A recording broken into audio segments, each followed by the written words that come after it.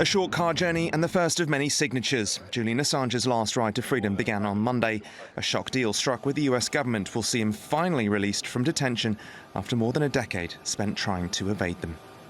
Video said to be from June the 19th showed his wife Stella talking about the plans outside Belmarsh prison in London, where Assange had been kept since 2019. Things are moving very quickly, and it's very difficult for us to plan or even play out the next few hours and days. But if everything goes well, Julian will be on a plane on the way to freedom. Assange has been fighting extradition to the United States since 2012. He'd been facing a raft of charges over the WikiLeaks release of hundreds of thousands of documents about American conduct in the wars in Iraq and Afghanistan. The leak is considered by many to be the biggest security breach in American history. Court documents revealed Assange is to appear before a US court in the Pacific territory of the Northern Mariana Islands, and crucially not on the US mainland. The island is more than 3,000 kilometres from Australia, where Assange, an Australian national, will then be released and finally be able to walk a free man. The Australian government had advocated for Assange to be freed for some time and is believed to have played a crucial role in the plea deal being agreed. Regardless of the views that people have about Mr Assange's activities, the case has dragged on for too long. There is nothing to be gained by his continued incarceration, and we want him brought home to Australia.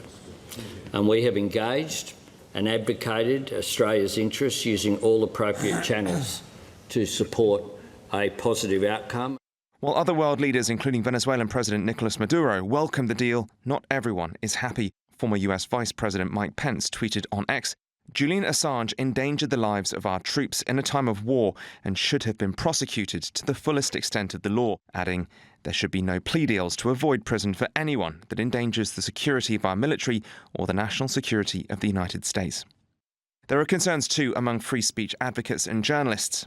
While Assange's deal secures his release, it also makes him a convicted felon, with some worried that could put off potential whistleblowers in the future.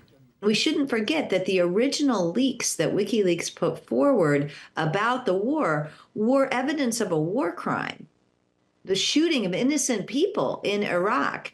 Now, this is not the thing the U.S. government should be using the Espionage Act for. A plane believed to be carrying Assange touched down in Bangkok on Tuesday en route to Saipan in the Northern Mariana Islands, where his story goes next, and its legacy is likely to be a much longer journey. Joel Flynn, TRT World.